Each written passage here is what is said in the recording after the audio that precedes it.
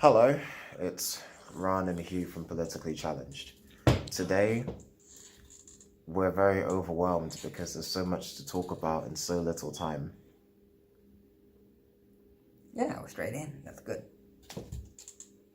Okay, so do you want to talk about the end of the internet or the fact that we haven't left yet and it's Friday, whatever the date is? We're going to do our best to integrate the two together. So, as you lot already knew earlier this week, I believe Tuesday, it was the European Union Copyright Directive was voted in with a majority vote. It was about 348 votes in favor, 274 votes against, about 70 votes difference.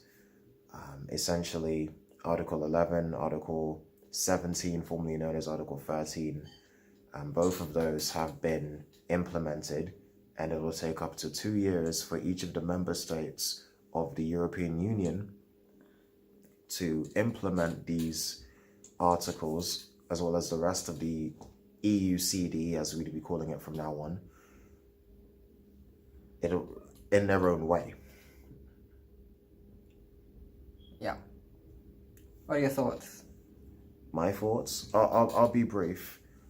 Of course, some of you may know about the protest in Germany, where thousands of people protested against the copyright directive, as part of the Save the Internet campaign, and it ultimately failed.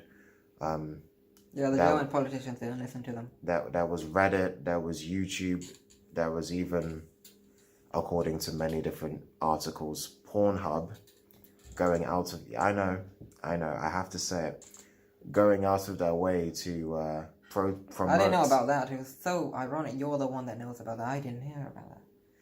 I never heard about that. Why would that be ironic? No, let's not go into that. But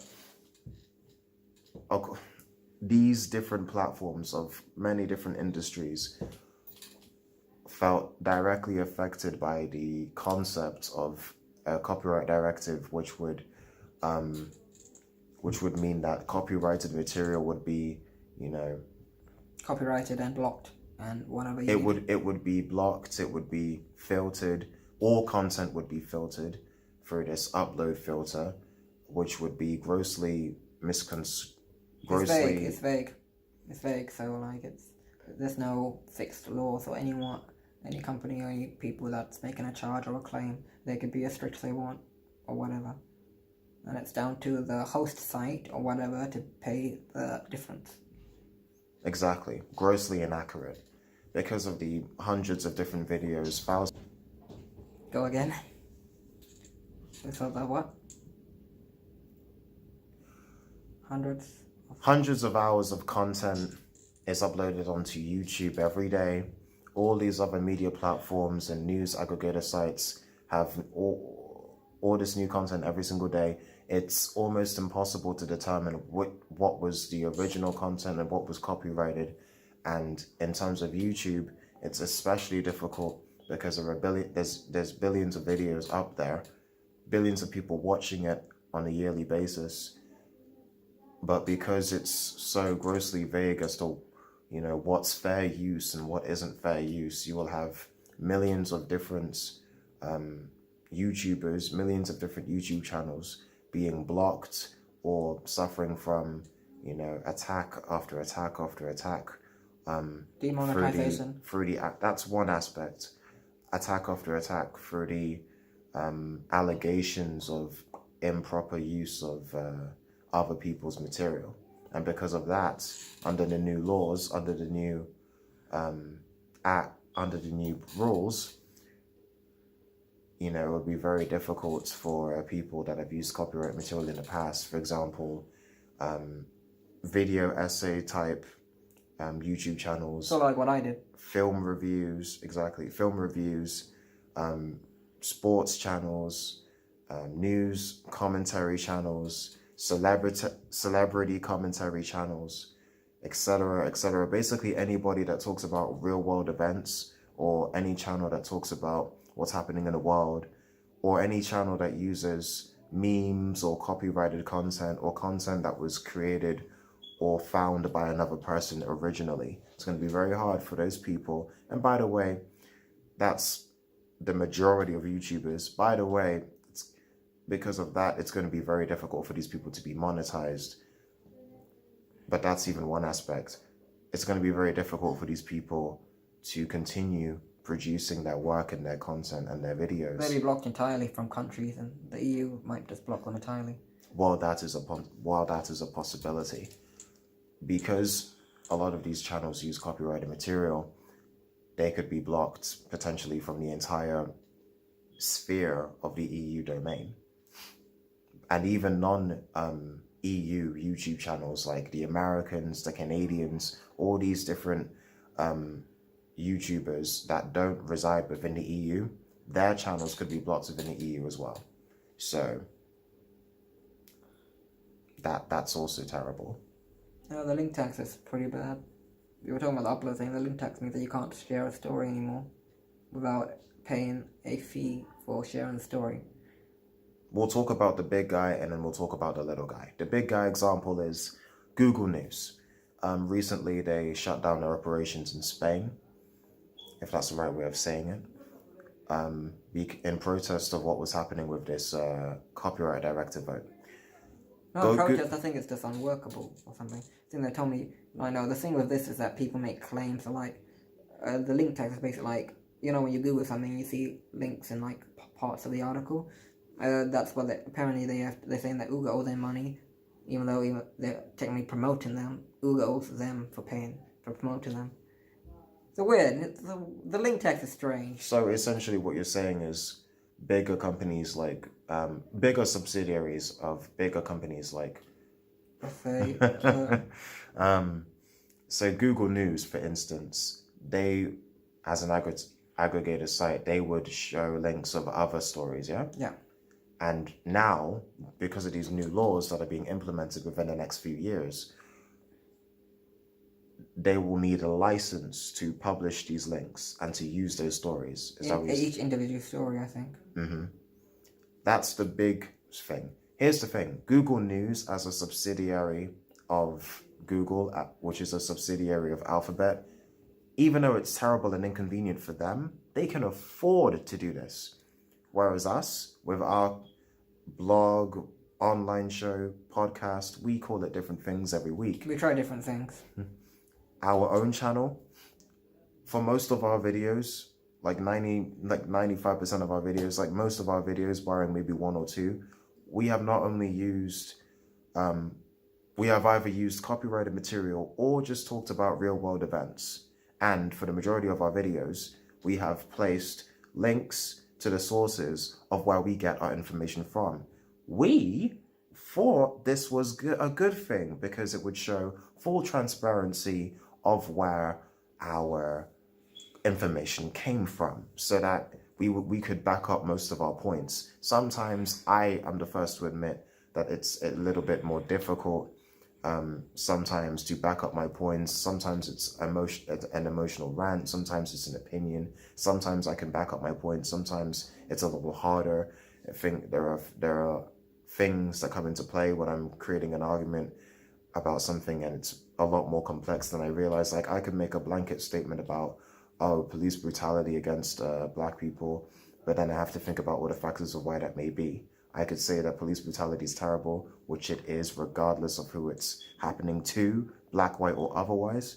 However, you have to think about the underlying reasons as to why certain people are more likely to be gunned down by police officers than others. Or, if you flip the switch, why certain groups of people are more likely to kill police officers than police officers are to kill them. I have to think about that. I can't just say certain groups of people are villainized and demonized and terrorized by the police, or vice versa. I have to think about it from both sides, and I have to come up with an argument that would show that there is more to one side of a situation. And often there are articles or even journals that show this, and you have to cite those journals and articles. We cite journals, we cite articles, we cite other people's YouTube videos. So instead of, because I'm not an expert at editing and putting other people's material in there, that's half the reason. But the other half was because I didn't want to use. Okay. Exactly. We're not experts in editing and splicing things. I'll try. That's an experiment. He's been the one that's been adding new images of other people. He's been the one. If you've been thinking, oh yeah, they're actually making an effort with the editing. That's been 99.9% him, if not 100%. That's him. Yeah, so I'm still learning. We've been trying, but some of that material that we've used is copyrighted or definitely from other sources, and we've cited these sources, whether it's his idea video and whether it's my video about Jussie Smollett, Cardi B. I put links of the videos, other YouTube videos from Hot 87, TMZ, other things. Oh yeah, apparently like you can't say names of companies without their permission as well because it's that vague. Which is where I was coming to. I'm glad you said that because I would have rambled on like a crazy person. If we keep doing that, in 2 years, when this thing is fully implemented, it could be less than 2 years. It depends on each company. When we're showing this, when we're doing videos like this on YouTube, and the companies see this, we would have to have a license. Theoretically speaking, we would have to have a license to post these links on our YouTube channel. And if we don't follow these rules, we will be fined. We would have to pay for a license anyway to put up links of the sources that we got our information from. Even though it promotes them.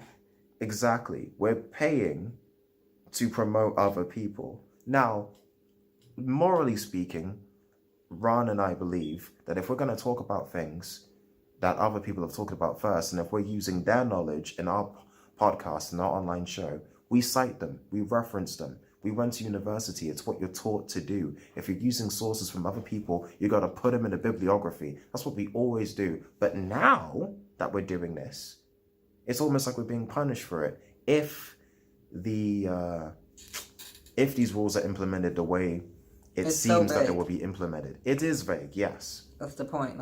And also DeFranco, who talked about, he said that even if let's say France take the most extreme view and just say other countries down, there's a ripple effect because it doesn't have access to that will have a ripple effect everywhere. Even if one of the EU members, whether we're in it or not, it will have a ripple effect. Even if one country goes for the extreme version, that's enough to cause a ripple effect everywhere.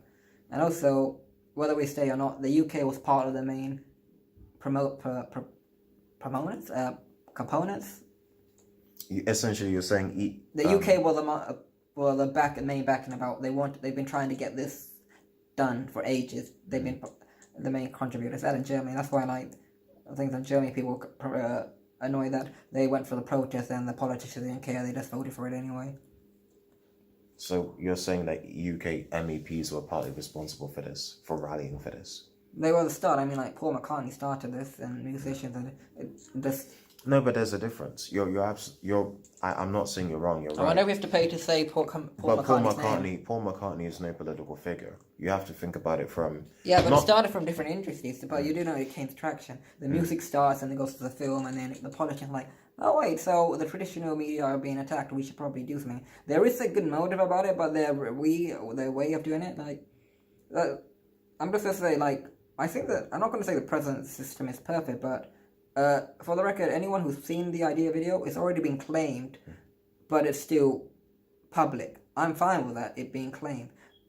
I just gave it a fun idea, it's been claimed, and if we ever get monetized, they have money. But some of these people, they're we have no problem with it. Some of our videos get claimed, that's fair enough.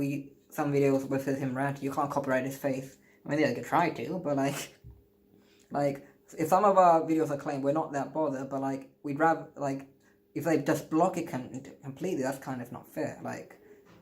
So because if they claim it, we don't get any profit from it. So that's strange. They just want to block everything anyway. There's some conspiracy people, more serious people online. We've seen different videos. I'm saying that this is basically a stamp down on free speech and freedom of knowledge. When I saw on, was it Wednesday or Tuesday, right before BBC Breakfast, they were talking about, one lady was talking to the others about the news rapper, and she was talking about so basically with the link tag, she was saying that, okay, so this means even as a BBC reporter, if I'm going to cite a BBC article and put it on my Facebook, I would have to pay the BBC, and it was but that's not what we want. We want people to send stories to each other, and that's, word of mouth is a very big contributor. If you can't share links, then that's the internet. That's pretty much the point of the internet, links. Somebody can't share a link to their own story? Well, because like she's a journalist at the BBC, she's not the BBC, so she would need explicit permission. So let's say you work for a company, like if they did a promotion of you and you talked about it on YouTube, do you have explicit permission to like talk about like how great this company is? You don't. So that's how vague this rule is. And like from what I gather, it's the extreme. We don't know how extreme it is. And even though the Spain thing, I don't know anyone in Spain, we might need to ask around whether or not it's true. But apparently Google News, just because Google got fined, they got charged so much, they were like, done. One day. So it wasn't a protest, it was more No, it wasn't a because protest. they were overwhelmed by the fact that they had so many infringements. So many claims in one day or whatever. And they were like, they just gave up. They just gave up on Spain, apparently.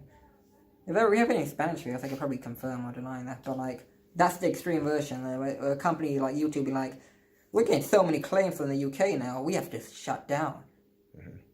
I'm glad that you pointed out earlier as well how UK YouTube contributors would be affected by this, despite the fact that we're supposed to be leaving. Like, no. Here's the thing though. Like, if we stay, like the elections in May, I would like to.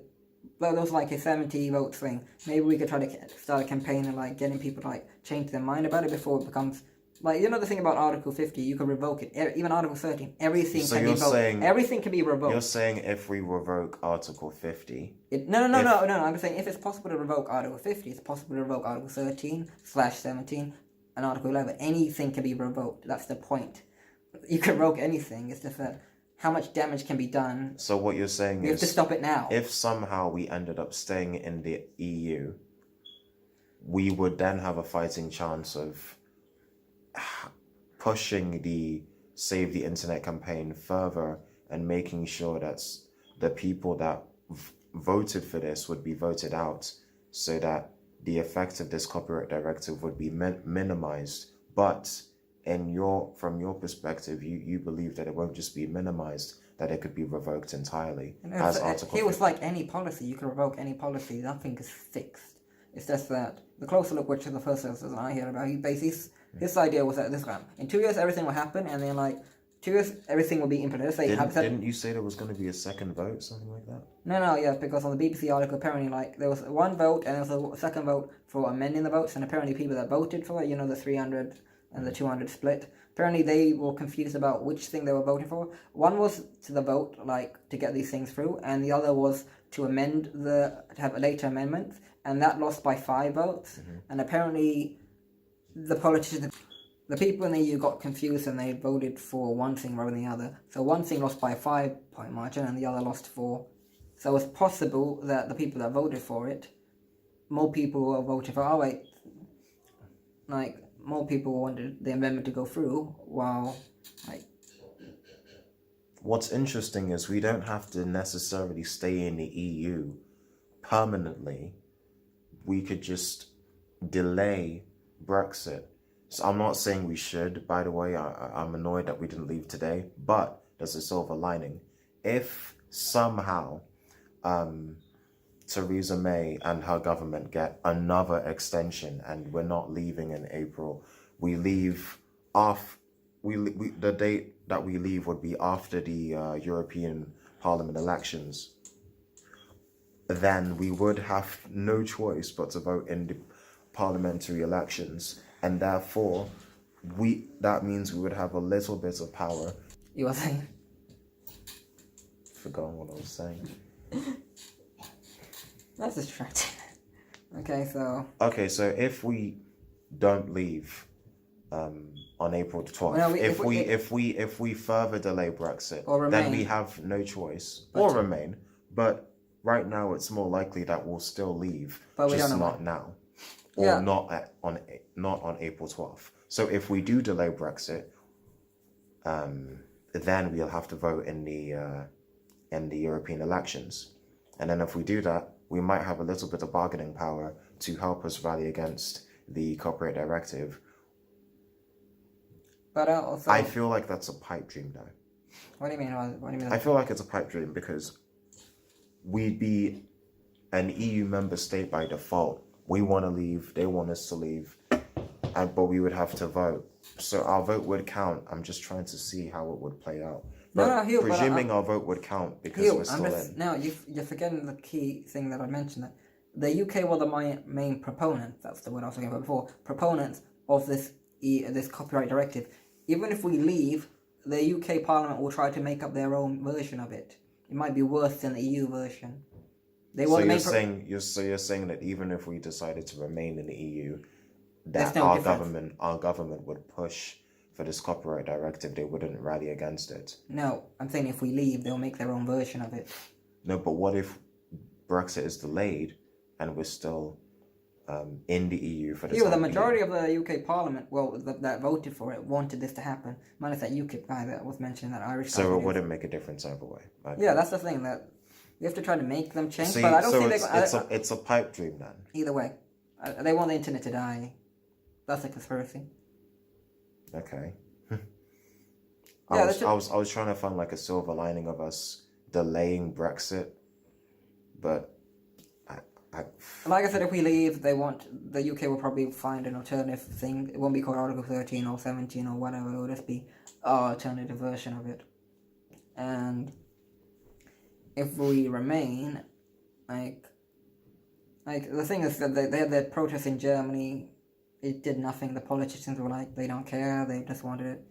Like I said, I forget my source for this. I would put it, but I don't remember the source for it. But the EU stand to make like 30 billion on tax for these charges. I wonder what their motive was. And with the link tax. No, I mean everything. No, I mean I know. With the link tax, going back to that, it clearly. I mean, I think it would just throw the whole concept of fair use out of question. I mean, out of the loop, because since it's going to be increasingly difficult to determine what free use is because of how vague these laws are, and because of the fact that they may be implemented in slightly different ways depending on which country you're from. And also the company, like, the thing is that... And of course, yeah, the companies themselves. For example, like, I included footage for, let's say, a movie on, like, an idea I used the movie footage. And that movie company would be like, oh, this is fair use, or this is not fair use. And they'd be like, oh, YouTube, you owe me money. I was like, we didn't know that. But like I said, it's already been monetized by one source. They'd be like, no, we want to take, they want more money or whatever, like, it could be like anyone. And then YouTube will have to pay, and then times that by millions and millions. YouTube will be like, this is too much, we can't, like, it's down to the person. The closer look today, I saw a video about, he made it before the article got confirmed, but he said he's done a review of Warner Brothers movies, and he talked about the recent, the Harry Potter series that continue. I don't follow it, but he did a review of that, but apparently that got blocked because apparently that wasn't fair use, even though he was critiquing it. But with Marvel and Disney, they're more lenient, and they'll be like, we're not going to claim a video. Things like that. No, they're not going to block the video or claim it because they're like, oh, this is fair use, we're not bothered. So it depends on the company as well. Some companies will be like, we're fine with it. Because there are like this is an opinion, but probably because there are entire channels dedicated to reviewing comic book movies, not to mention gaming and other films. So it's clear promotion. Like, I see plenty of Endgame commentaries and Endgame series, trailer breakdowns. The trailer breakdowns get people more excited for the movie than the actual trailers, because like a lot of people watch comic book movies, but they didn't grow up watching comic books. And then they say, reading comic books, not watching comic books. Give me strength. Reading comic books. And watching the pictures. Or watching comic book animation. It's cartoons. Give me a moment.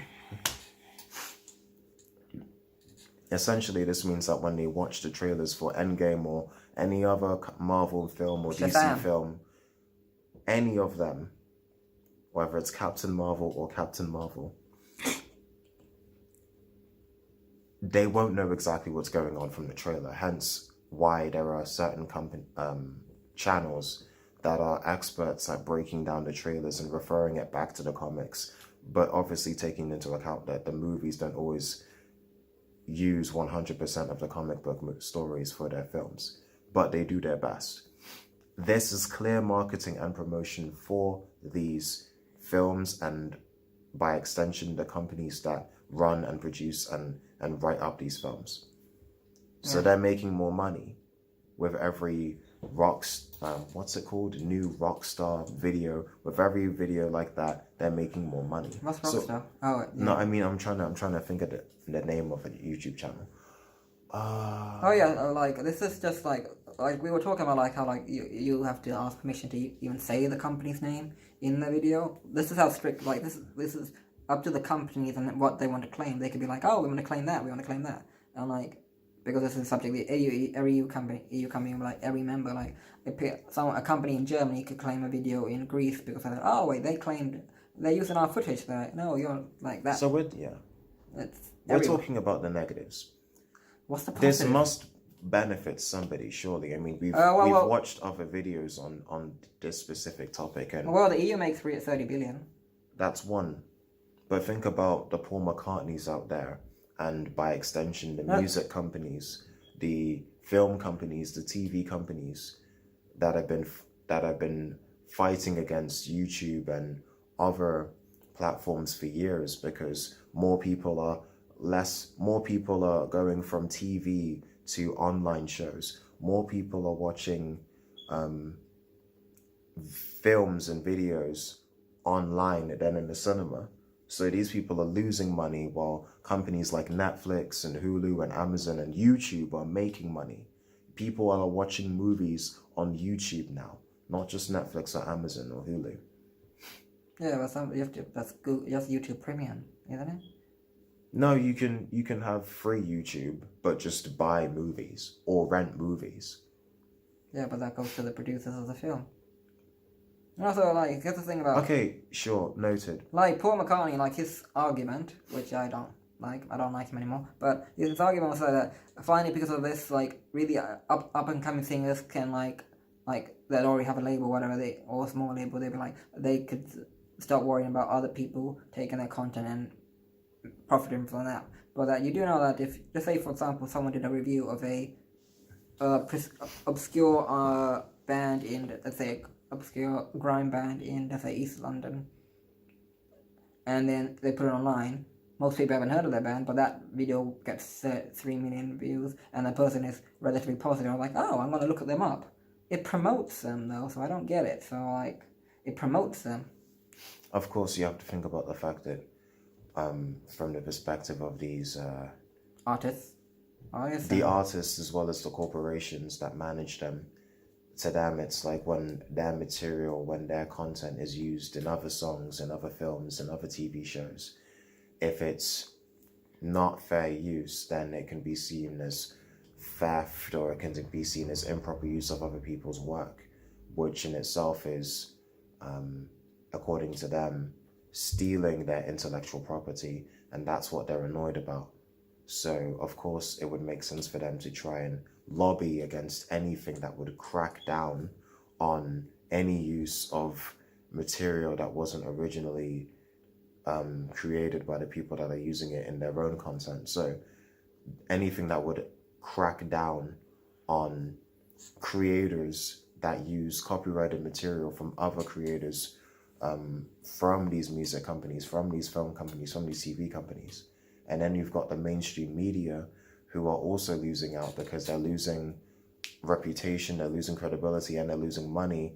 And all of that is being moved from the mainstream media outlets to the independent media outlets, like Politically Challenged, as well as millions of YouTube channels that are dedicated to producing their own news commentaries and their own reflections and perspectives of what's going on in the world, whether it's left wing or right wing, whether it's on Facebook and Instagram or whether it's on YouTube. And then you've got this issue with something that I probably mentioned before, I'm not sure. You've got this issue with right wing and conservative independent media outlets getting criticized and sometimes even demonetized. You mean Ben Shapiro? Is he one of them or not? I'm not sure about Ben Shapiro, but definitely, as I might have mentioned, the roaming millennial and Alex Jones being a few of the people that have been like criticized, and like I believe roaming millennial was having some issues with her Patreon, and she wasn't getting, she was having issues with that in terms of getting paid.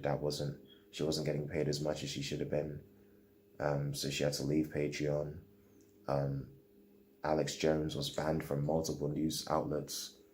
Tommy Robinson, he's still on YouTube, but a lot of people are calling for him to be banned, particularly since he's had some run-ins recently with the authorities.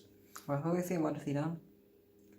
Tommy Robinson, he's been accused of being a member of the far right. He used to be he used to be the leader of the EDL, the English Defence League, and people are calling him a racist and xenophobic, and it's partly because of his views on refugees, as well as views on Islam, not Muslims, but Islam, saying that, Islam is evil and that, it harms the people that follow it as well as the people that don't, because of all these terrorist attacks that happen and that are, created by people who claim to be Muslim. Yeah, I could see that argument, but again, for the record, when you put stuff out online, you do know that unless he disables the comments, there'll be equal amount of people criticizing him on the comments as opposed to both sides. But apparently you could disable comments from people that are posting. But there is.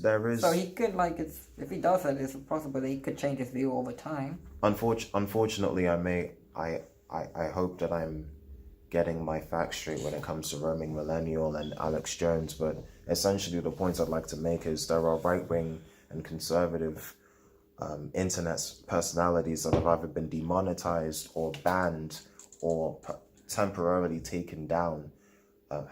Their channels have been temporarily taken down because their views have been deemed too offensive. Alex Jones, you can't find his channel on YouTube anymore, or Facebook either. He was on the Joe Rogan podcast a month ago or something. Well, sure. But he's friends with Joe. But remember the other episode with Joe Rogan with Tim Pool, and it was Tim Pool, Joe Rogan, the head of Twitter, and another Twitter person, and Tim Pool was talking about, well, I made this tweet and I was banned from Twitter for a day, and then the Twitter lady was like, thank you for your feedback. It was basically Tim Pool talking about how he as one person, as well as other people, have been banned or criticized on Twitter for saying offensive things on Twitter, but it's, according to him, some sort of conspiracy against, free-thinking free-thinking right-wing individuals. Massive difference. That have specific views that the people in charge of Twitter may not like. I think you're always going to get opinions you don't like, but I don't think it's fair to silence. No, but do you think that's right though? That people should I don't think it's fair to silence. Censored? No. No. Okay. We talked about the right to offend, don't we? And also, I talked about this. And we covered censorship, yeah. Tommy Robinson. Tommy Robinson. I talked to you about this thing, whatever. So surely on those videos, he's gonna get hate as well, and he'll probably read comments, and with that exposure, the more problems he gets, his opinion might change, or it can be more, he can be more cemented. So I don't know. He could become more extreme or less extreme, but I don't know. I do understand. We talked about the Douglas thing last year, and we talked about that. I understand based on the amount of people that saw it and how they got offended. I say community survey makes sense, but prison doesn't make sense. And that's the complex issue. I guess I do see the thing of a need for some filters, but how much do you filter out? It's we can't just push people oh, they're too extreme, and then just let them fester and ruminate about how extreme their views are and become more extreme, because they create their own personal echo chamber and they only surround them people. The real issue is, it's just you've got people in power. Some of them are elected by us and some of them aren't. But these people who have found themselves in positions of great power, they use that power to dictate their will over the will of the people, over the will of the masses, and even the will of the people that elected them in the first place, in the cases of the people that are in power because they were elected into those roles. So, for example, you've got this Brexit situation, and yes, I will tie this back into Brexit. We're recording this today. It's Friday the 29th of March. Today should have been Brexit Day. We should have left the EU and started the transition period, which would take a couple of years. Like it would end December the 31st, 2020. That should have started 11 o'clock this morning. It hasn't. PM. And because of 11 p.m. Yeah, because the last thing we're talking about how like they organized their season structure to coincide with the end of Brexit, or the start of Brexit, or whatever. They coordinated with that.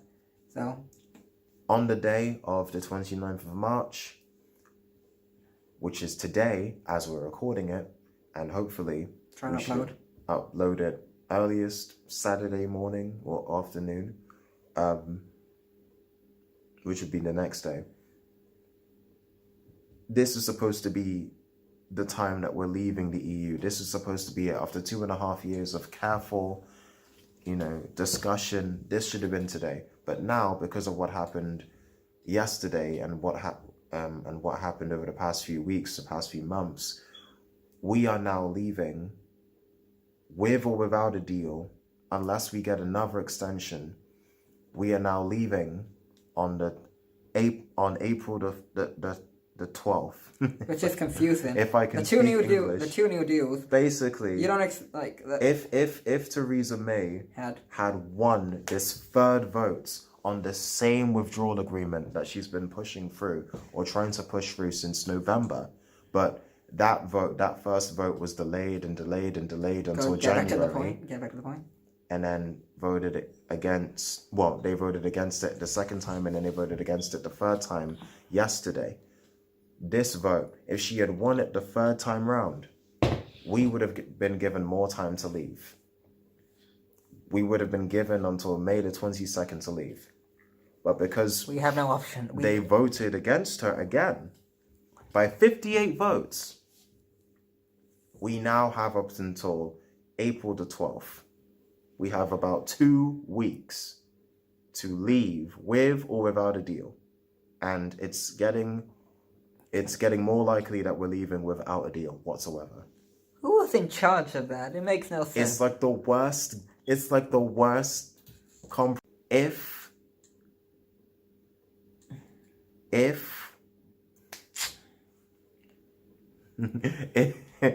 you agree on the deal, you get more time to leave. If you don't agree on the deal, you have shorter time. That makes no sense. I don't. How? Commenters, watchers, viewers of our channel, if you believe that makes sense, tell us how, because I'm hella confused. And we give you permission to share this with anyone. We're not going to charge you. We're saying that now. We are politically challenged worldwide. I'm not going to charge you. Theresa May supposedly had the highest rating of any prime minister, and now she's got one of the worst ratings. Theresa May had a majority government when she inherited the Brexit mess from Cameron and when she inherited his government. But then she decided to have a general election to strengthen her party, and then she lost seats and she had to rely on the DUP. And now the DUP, the same DUP that she's been relying on to carry her votes through, relying on to strengthen the legitimacy of her government and strengthen her power when she's been trying to push through certain votes or vote a certain way. Now they keep voting against her because of this Northern Irish backstop. Essentially, as I know it is, everybody seems to want a frictionless open border between Northern Ireland and Ireland. But the only way that can seem to work is if Northern Ireland get this special treatment where they have this custom unions arrangement so that there's no hard tariffs or hard border between Northern Ireland and the Republic of Ireland. Because if there's a hard border and if there's friction, people are afraid that this will make people remember about the troubles, and then that could start up again. That's what some people have said. It's a possibility, but I don't know. Like I told you before, like I don't expect any riots if we go with a bad deal, or if we decide to remain. You said there's a possibility of riots. I don't think that'll happen, but there were thousands at Parliament today. Thousands. That was a bloody parade. That was a parade. As opposed to last week's protest with the people's vote that I personally made the mistake of thinking was just a vote to decide which type of Brexit we're going to get. It was basically just a bunch of people complaining that we're not staying in the EU and they wish we could stay in the EU, and they want a second referendum and they want to vote to stay in the EU and revoke Article 50, the people's vote. That's basically what most of the people in that protest wanted. As opposed to that, today's protest outside of Westminster was actually Brexit supporters saying, we voted for this. It's the 29th of March. Why was it a parade? Why are we still here? Why was it a parade? Because there was a parade last time. Was that a parade? Was that a parade? There were like 1 million people last time, like last week, for the people's vote. Brexiters deserved to have a parade about Brexit because it's what they voted for. I myself, as somebody that voted Remain, do not see why we can't uphold British democracy. This is the only referendum that people have ever taken seriously. Nobody took the first past the vote versus alternative vote seriously. Nobody took that seriously enough because nobody wanted alternative vote. They wanted one person to one vote, proportional representation. Nobody wanted alternative vote. That was just a cop out. So people, of course, are going to go and stick to the status quo. And that's what David Cameron thought was going to happen with the referendum with the EU. But it didn't. It went the opposite way. You had people voting with legitimate reasons as to why they should leave the EU. And then you had people voting to stay in the EU because it was familiar. Then there were people who we voted to remain. We had people who voted for leave because they were afraid of the refugees coming in or immigrants taking jobs, blah, blah, blah. But they're a small minority, a very small minority, as opposed to what the media want you to believe. The mainstream media that's losing credibility. And then you've got people on the side of the Remain camp who actually had decent reasons for wanting to stay. Stability, having a bargaining seat at the table to decide on further measures as to what to do in the EU. For example, the copyright directive. But as stated before, since our country was partly responsible for all of this, it wouldn't have made a difference. But in terms of other things that are also as important, we could have fought alongside the EU to find the best solution, but we can't because we've taken ourselves out of the bargaining table. We've removed ourselves from any discussions about these things, and now we have to do it by ourselves and find other people to trade with. That's not the worst thing in the world, but could we at least find an effective way of doing it? I think it's the present, like, it's a 2-year transition period? After we finally leave the EU, there's still a 2-year transition period. I forgot about that. Like, before I was like, we revoke 50 or Article 50, or we go for one of the deals. I was like, we have a deal and then things will just happen. A 2-year transitional period after everything? That's 5 years after the vote happened. Why? Why do we need a 2-year transition period? Why? It makes no sense. Yeah, we left like 2016, July 2016. No, June 2016. Doesn't matter. And then the transition period was supposed to end the last day of 2020.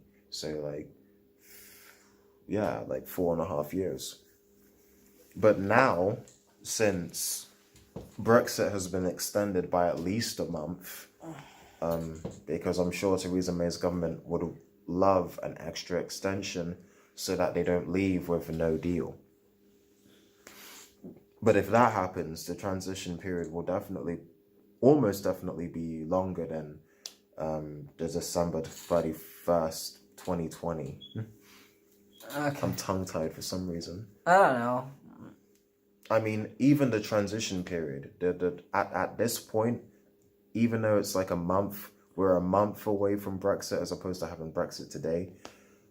The longest, 2 weeks away from longest the transition period could go would be the 31st of December 2022. 2022. Oh, Yeah. God. So that's the longest it could go if anything happens. I mean, this is a precedent. Like, if Brexit is taking longer than expected, the transition period might take longer than expected. Decades. Not decades, no. Do you honestly believe that Article 50 will be revoked? Because those, according to the BBC, again, it's MSM, so don't take it too seriously. I joke. Not really. No, wait. Before, I was, saying, let's give the, before I was wrong, it wasn't 7 options, it's 8 options. If they give 8 options to the public, see what happens, I wouldn't be that bothered. But, yeah. Here's the thing, though, the fact that it's a 2-year transition period, before I was let's leave with the best deal, and then you said it's possible, if the government wanted to make a good deal work, they would have done it already. I said, why don't they do it then? But then I was 2 years, 2 more years of this? Just to stay. It's just to stay and say goodbye to YouTube. It's not great, but think about it like this. So 2 years. According to the MSM, mainstream media, now there's a new thing. There's either we can stay with the customs union in the single market, which is clearly what Labour want, what the Lib Dems want, what the SNP wants. Some of the Conservatives. What some of the Conservatives want, particularly the Remainers. And all of those people that the independent all party. All of those people that were forget them. All of those people that were talking about we can leave the EU and still be in a single market and the customs union. Presuming that could ever work, presuming that the EU would allow this, that's one option. Another option is a second referendum. After almost 3 years since the first one, we'll have a second referendum to potentially undo everything that's happened. Or 3, just not have a second referendum, just revoke Article 50, just say the last 3 years was a mistake, just say, oh, we're sorry, could we just stay in the EU, please? Those are supposedly our options. And out of those 8 indicative votes that didn't get a strong majority, none of them got a strong majority. Out of those 8 votes, the ones that were the marginal favorites were the customs union and the people's vote. And the people's vote is essentially a people's vote where all these Remainers want a second referendum. So essentially it's referendum or customs union. So customs union, because the customs union is really the union in where, people can trade products, physical products back and forth with no tariffs. The single market is bigger and more complex because it's not just trading products up and down the EU with no tariffs and no checks. Well, of course there are checks, but no tariffs and as little friction as possible. It's not just products, it's people, hence immigration, as well as services and capital. What we were basically telling the world, in my opinion, you can state otherwise, you can say that I'm a fool, that I'm wrong. What we were telling the world when we left the EU was that we want the money, we want the products, as long as they're of good quality. We want the services, as long as they're of good quality. But the people, minimize it, just a tad, just the. We want the best. But, okay, I can accept that. We want the best. You want the highly skilled people, just like you want the best products and services. Of course, human beings are more complex than mere commodities, but it's a moot point. Again, here, remember, I think that we talked about it before, but that's in the audio files. I wonder who's going to go back and look at that audio files. I was talking about, had Remain been the other way, and it'd be 52 Remain, 48 leave, I would still say, clearly there is some dissatisfaction. I can't speak today, about how things are going. I would have said, when you're in the EU, you could probably implement some change, implement some reform. With the copyright thing, like I said, the EU the United Kingdom and the other members, the politicians, they probably won't listen anyway. They want this to happen. But the fact is, with other stuff, when you're inside, you could implement change. When you're outside looking in, it's very difficult. If you know what I mean. Yeah, but the thing is, if it had flipped... No, if it had flipped, I would still suggest that Cameron go back and make the improved deal. You would say that. Yeah, had we had won. The status quo would have been... It would have been perpetuated. Had Remain won? if Remain, I believe you can comment and say otherwise. I believe that if we had decided we're remaining in the EU, there would have been some hostility, maybe even today, but there would definitely not be any call for a second referendum. It would just be done with. It would be sorted. Some people would have resigned, maybe joined different parties. Maybe some of the hardened Brexiteers would have moved to UKIP. I mean, I'm sure that's already been done already. Like Farage would have gone to America to help Trump. Perhaps. I think he was talking about that. He said he was talking about going there. But never mind. There would not have been a second referendum. I know that much. At least that's what I believe. Yeah, but you have to understand, remaining is so much simpler than leaving. You do know that's the reason. It's not like, oh, it yeah. would have perpetuated the status quo. Yeah, but okay, there would be no seismic change of politics. Everything would basically stay the same. Are you saying had Remain won that Cameron wouldn't have tried to improve our deal with the EU if we stayed? That's not even what I'm saying. No, he might have, he might not have. We don't know. But he wouldn't have needed to. He wouldn't have needed to do anything. And besides, it's David Cameron. He hates our generation. That's not even... I wouldn't go that far. He doesn't like our generation. Tuition fees, and you were talking about EMA. He got rid of that. If you recall the David Cameron Nick Clegg days, I was a lot younger back then, but I had even less trust in politicians. Actually, I think it was about the same. I wouldn't have trusted David Cameron to automatically make the relationship better with the EU. He might have wanted to, but it wouldn't have been... I'm not sure if it would have been one of his high priorities. Specifically, if the majority of the voting population would have just said, hey, we want to stay in the EU. There would have been no extra work to have been done. That's it. It would have been a done deal, just proven that the majority of the populace want to stay in the EU.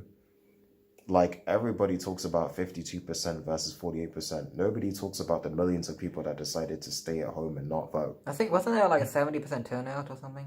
Yes. That's why on the Facebook... So like 20-something percent on of the people. Facebook comment section, that's what all the Remainers and Brexiters... they basically... Remainers and Leavers argue about there's 20% of people didn't vote. If I recall correctly, it was like 28% of the people that could have voted, that were registered to vote, that didn't bother to turn out on the day. And obviously, that made a difference. Even with the general election of 2017, if it was a proportional representative vote, Jeremy Corbyn would have just needed a few, just over 2,000 more votes to become the next Prime Minister. But because that's not how it works under the first past the post system, Theresa May she didn't win. She didn't have a majority. I know what you mean. Let's go. Let's roll with it. I'm tired, goddammit. She didn't have a majority government, she had a minority government, hence why she needed the DUP. So she shot herself in the foot, cut her nose off to spite her face, and now, as Jonathan Pye has said, she decided to fall on her own sword, and she missed. Because now, she's gone and said, I'm going to leave if you vote for my deal. They didn't vote for her deal. The majority didn't vote for her deal. But now, the whole media complex, MSM complex, is saying, she's going to leave, isn't she? Her premiership. This is it. This is the only time. People are already talking about her leaving when she hasn't even decided what day she's leaving. And now Corbyn, instead of figuring out how to help Theresa May and how to help Parliament find out the best situation for Brexit and for the country right now. He's talking about pride. He's talking about pushing Theresa May to one side and saying, you are not fit to lead. Jeremy, what do you want? A stupid question. He wants a general election, but not now. It's not time. What are you talking about? If she leaves now, the Tories will still be in charge. They'll just have to find a new Tory Prime Minister, whether it's Mogg, whether it's Johnson, Leadsom, Fox, any of these fools, Gove, any of these people. They will just pick one of those people. Boris Johnson? Yeah, he's apparently a favourite. So you say Johnson? He's probably going to be the guy to do it. I just said him to be unlike what he's going to be Prime Minister? He's one of the bookies' favourites. Who bets on these things? Who betted on us staying or remaining, or staying or leaving? Lots of people apparently, but that's not the point. Hey, God. Any one of these people could become the next prime minister before Jeremy Corbyn gets a shot at a general election, which would most likely be, guess when? In 2022, because the last general election was in 2017. How are we going to have free general elections within 5 years? How is that? How does that show stability? How, Sway? How? It doesn't show stability. I have been complaining about Theresa May since day one. I know. Day one. And I'm the one saying, if she leaves today, it's going to be worse. Because she's been there since the beginning, talking to Barnier, talking to Juncker, trying her hardest. What she's put on the plate, I've read the summaries. I've even tried to read the extra summaries on the Europa website. And God knows it would take me forever to read the 599 pages. But from what I've seen, it's the best we've got. From what I've seen, I want to do some more extensive reading, get some more people involved, have more debates about it on screen and off screen. But from what I've seen so far, when it comes to the EU rights, when it comes to the rights of EU people to live here and for UK citizens to live in EU places, and when it comes to social security, and when it comes to, different things, it seems that this is the best we've got. They've obviously tried their best. She's obviously tried her best with the Northern Ireland situation. You have to understand that the troubles, what was that, like 30 years of troubles at least? Theresa May is a lot older than most of the millennials that complain about social justice and how we need more of it. You're a millennial. She's obviously, and a millennial that's been complaining about her since day one, but I have to admit, she remembers the troubles. People in that generation do, so they know what that's like, and they don't want that to repeat itself. I have a very vague recollection. I think I did that for my SATs history. Can't remember much of it, but I remember it was pretty bad. The Northern Ireland, Republic Island, that took a lot of compromise. Pretty bad? Did you not? You heard about the bombings, right? Yeah, it's pretty bad, but I studied it. People bringing guns here, all that violence. No, I was talking about the Northern Ireland and Republic Island. That's what we did in history. We didn't talk about the IRA attacks in England. We didn't talk about that. I was talking about Ireland. They're two different things. I was talking about Ireland. I was talking about Ireland specifically because that's the relevant thing. We don't. My bad. They're two different things. It's not always about England. It's about everyone. And again, like you're saying, that's true. And another again, like you're saying, like if we leave, we don't have to worry about the copyright directive. Like so, you're saying that the EU shouldn't have YouTube, but we should.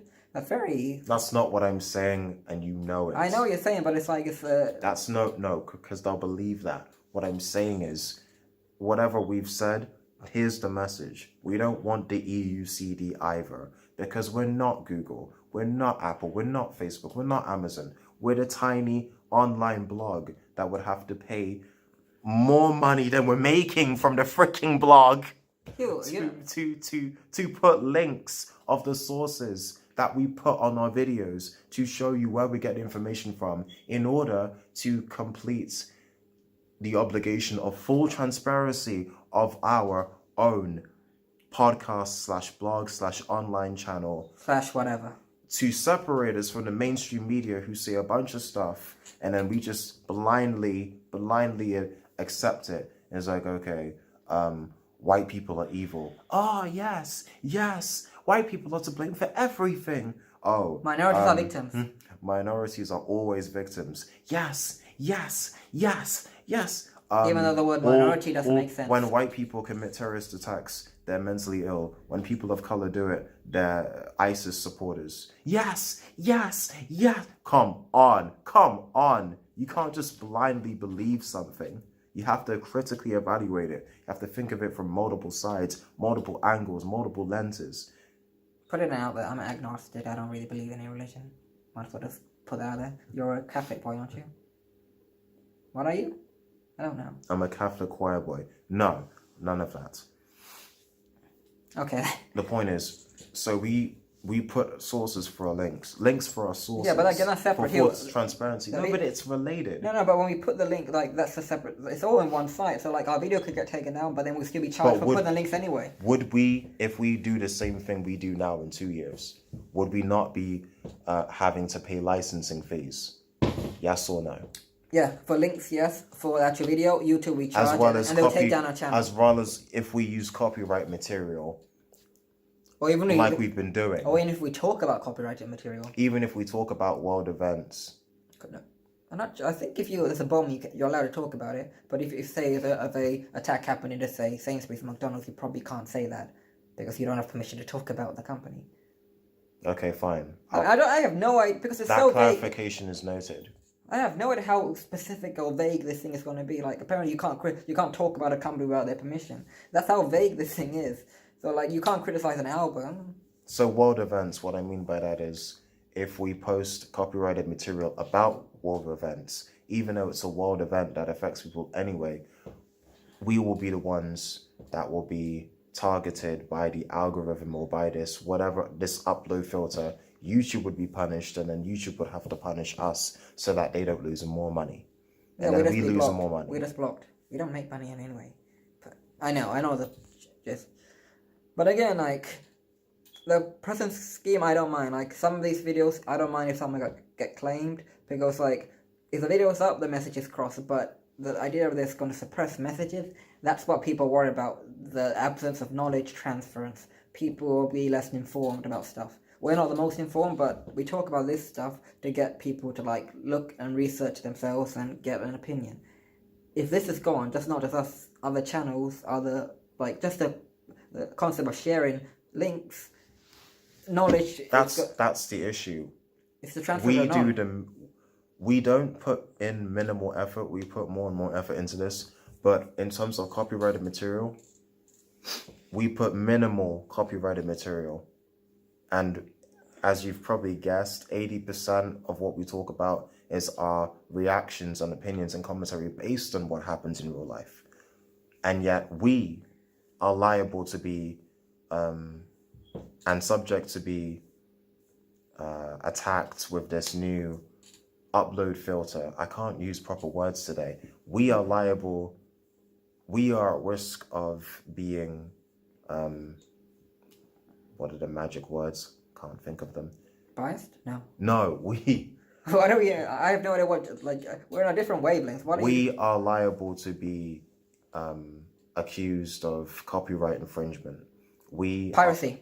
Are liable to be accused of theft or piracy, and we are liable to be fined and blocked if we continue using copyrighted material or using links for copyrighted material. YouTube we find, and we will be just taken off air, so to speak. And YouTube will be like, and just like, it'll be like thousands and thousands and thousands of channels will just be taken down one by one by one. And it'll only be the big companies, like the official companies for Warner Bros., official companies for BBC, ITV, Sky News, Fox. I'm thinking of just companies, all those stuff will remain, but people talking about those, people reacting to those, they will be gone. Exactly. Gradually. It is.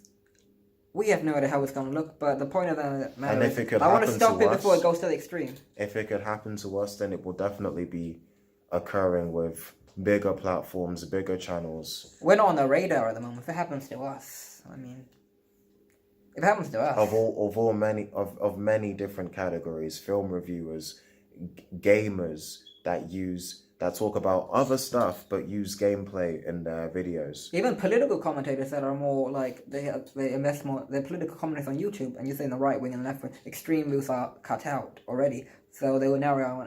Even if you're straight in the middle, more and more people will just be cut out. They're trying to get a. They're trying to take a. They're trying. You keep talking about echo chambers. They're trying to create their own echo chamber of like only what they want. They're trying to create. It's more complex than that. It's not just about echo chambers. That's another issue regarding the censorship. They're trying to create one so people only see that. That's censorship of views. This is censorship of copyrighted material, so that the people that will benefit from this are not only the movie companies, the film, TV companies, and the music companies that feel as if their content and their intellectual property is used and manipulated and added to other people's material and songs and films and TV shows. And not just mainstream media who produce their own content that political commentators and news commentators use to comment on, but also the EU itself. These three types of people, these three entities, these three categories, they're the ones that benefit from this. We benefit the least.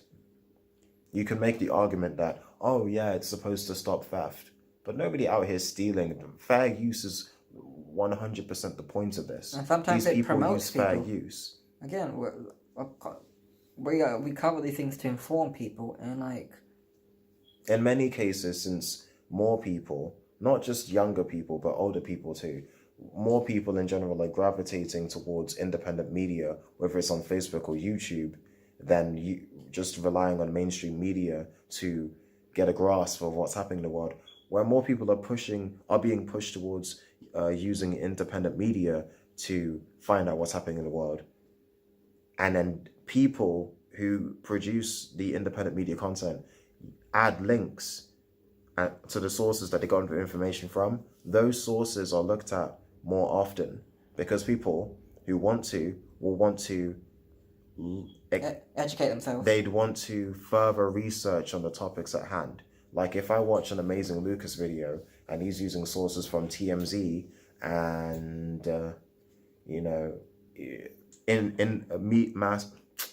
mainstream media outlets, I'm more likely to go and look up those mainstream media outlets and TMZ and other platforms that use that where he got the sources from, where he got information from, and then so that I can further research on what happened. It's like when you go into a Wikipedia page. That's completely user created, isn't it? Exactly. You go into a Wikipedia page and you see all this information, for example, I don't know, Brexit, and then you see like 20 to 30 references. I'm going to want to look at those references so that I get a further understanding of what's going on. You can't do that if the people who put the references up are going to have to put license fees. Media platforms like Wikipedia rely entirely on people putting the content out there so that people can learn, and it relies entirely on people funding it and donating their money. Even The Guardian, they need people to add opinion pieces, and journalists, whether employees or independent people, to add to their articles and to add to their content, and they need donations more than ever. And it's The Guardian, so that people can fund them, and therefore they're less likely to be manipulated into spewing out certain types of stories because of whoever's funding them. How do you want to roll out? I wanted this to be 30 minutes for clarification to the people watching this. And of course, it's almost what the hell? Yeah, we've had some interruptions, so when I actually cut bits out, it might only be an hour, so yeah. Don't worry, if you made it this long, thanks. Did what I say make any sense at all? I think it made sense several times. That I've been ill this week, you've been ill this week. The fact that we managed to meet today, it's a miracle, and I'll try to upload this when I can. To anyone that watches it. Again, like, feel free to share this, and like, the Article 13, stroke 17 and 11, and then that's a separate issue. Whether we remain on it, it's not in our control. None of it's in our control, is it? We don't know what's going to happen. Like, I wanted to talk about this and give a positive spin. It's very difficult. We have very little control of what's going to happen. Can you put a positive spin on this? We have to end on a high. Give them some hope. Give them some love. If Jeremy Corbyn gets his wish, we will have a third general election within a 5-year period. Is that? If the Tories get their wish, we will have a third prime minister within a 5-year period. If the Remainers get their way, after 2.5 years of negotiating with the EU and with each other, the UK Parliament will have no choice but to revoke Article 50, or at least put out a second referendum so that the people can choose to revoke Article 50 if they want to. If the Brexiters get their way, we leave the EU. With no deal. But if we figure out a Brexit deal where we stay in the single market and the customs union, not just Northern Ireland, but the whole of the UK, I think that might be exactly what most people would agree on. Or, and here's the final thing that I'm going to say, if, and only if, the Remainers and whoever else have been critiquing against Theresa May's government and their plans for Brexit, if they get their way and Article 50 is revoked, well, I'm talking about the Remainers, if they get their way and there's no Brexit, then that means referendums will never be taken seriously again. And to a greater extent, anything put out by the government and Parliament will never be taken seriously again, because after 2.5 years of negotiating and discussing, and then they turn around and say, we're not going to do what the British public told us to do on the 23rd of June 2016, and instead we're going to appeal to our own interests, then the entire British Parliament structure will be revolutionized by force, because people on the right and people on the left, young and old, would finally unite together for the first time in a very long time and focus on one common enemy, the British establishment itself. That's your silver lining. A revolution?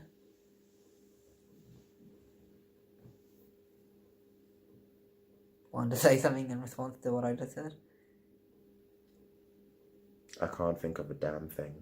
Anything positive? That was just negative. That was negative? Think about it. It's clear that we're living in a bipartisan system where if Labour pisses off too much, we vote Tory. If Tory pisses off too much, we vote Labour. Labour have made many mistakes. Tories have made many mistakes. Why do we have to choose between the two? Even though I don't necessarily like this new cute little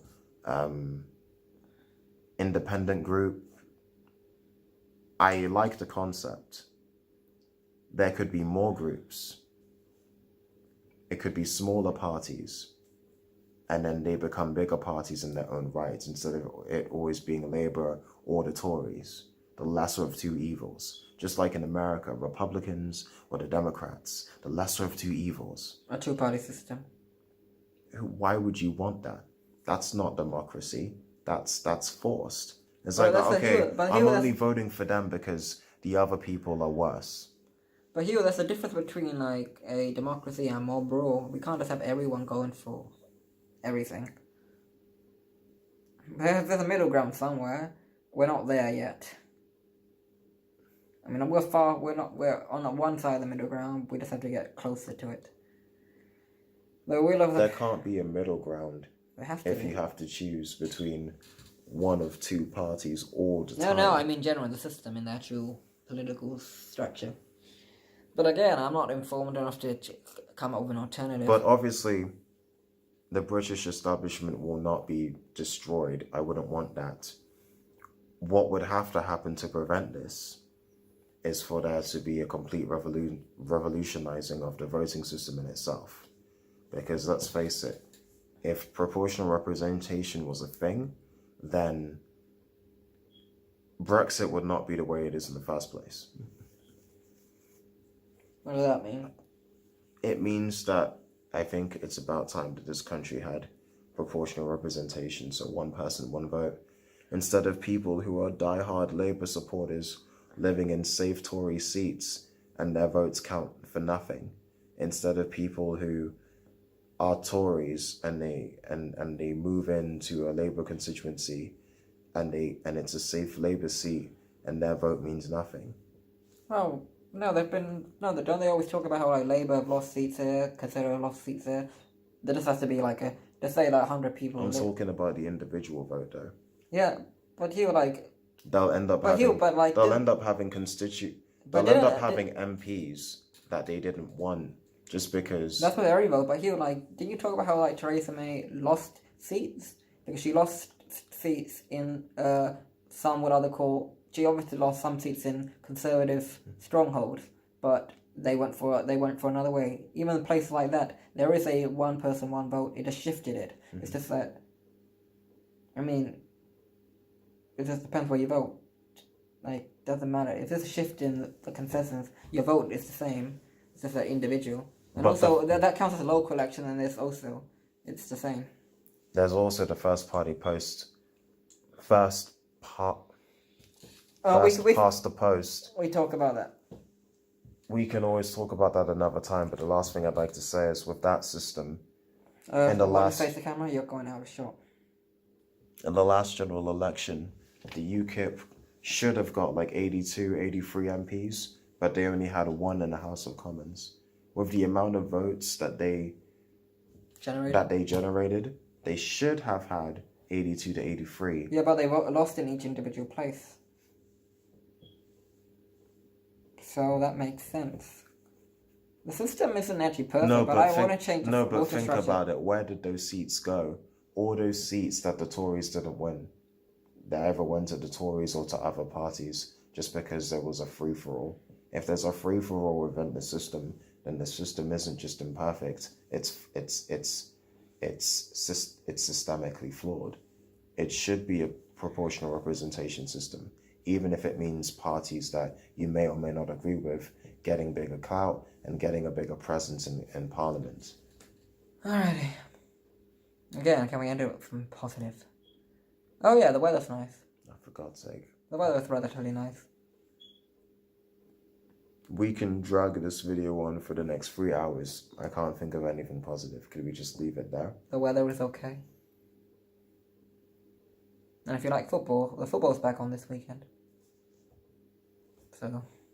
What happened with that female English team? They won the cup. They won the She Believes Cup, and this year the Women's World Cup is going to be in England. Come on, you lionesses. And what did you say? It was the first win for England since what? 1997, where we won a friendly competition before the 1998 World Cup. Is this just for women or for men as well? Men in general. Like men and women. Some people were kind of annoyed. Like, you know how we got the semi-final in the World Cup? Because you called me while we were winning, and after you called, we lost 2-1. I'm over it here. I'm over it. It's just like when we were before you called, we were 1-0 up, but people were saying that's the first time England have gone to a semi-final since 1996. But it wasn't. Yeah, because like England lost to Japan in the World Cup. The female team. Yeah, lost to Japan. Yeah, I think it was an own goal, right? Yeah, Laura Bassett. Goal, because I left the house and I paused it and came back and I was like, there's only 5 minutes left for the match, and then I saw the own goal and I'm like, just crying. I'm like, I just wanted to give her a hug. Like, that's raw emotion. Like, but maybe we might bring it home.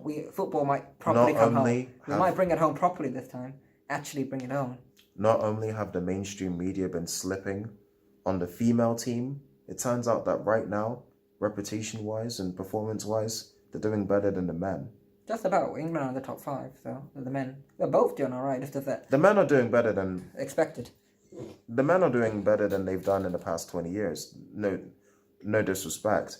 But what I'm saying is, if we want to be taken seriously, if we want to take ourselves seriously in the sports game, we've got to talk about the ladies as well, especially if, historically speaking, in the past 10 years, they've been doing better. Which you know as well.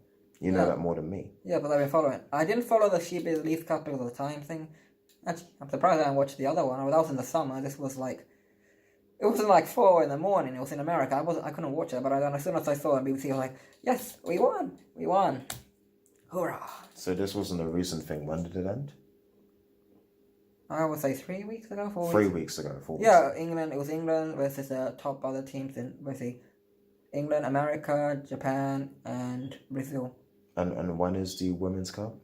I think it'll probably be the summer. This summer. Okay. I don't know. We could Google that. Do you want to put a link for that, or are you afraid of that getting claimed? I'm trying to leave it positive. Yeah. But yeah. Come on, our Lionesses. We'll look forward to the Lionesses winning the World Cup this summer. They'll probably be the tickets might be cheaper. We could try to go to a game. Perhaps. And not record that. But okay, yeah, that's just positive. Sorry, I just can't leave it. Yeah, I kept on telling you to find a positive. You found a positive, and I can't stop finding holes in it. So yes, come on, Lionesses. Come on, Lionesses. Bye from Hugh. Bye from Ron. Arrivederci.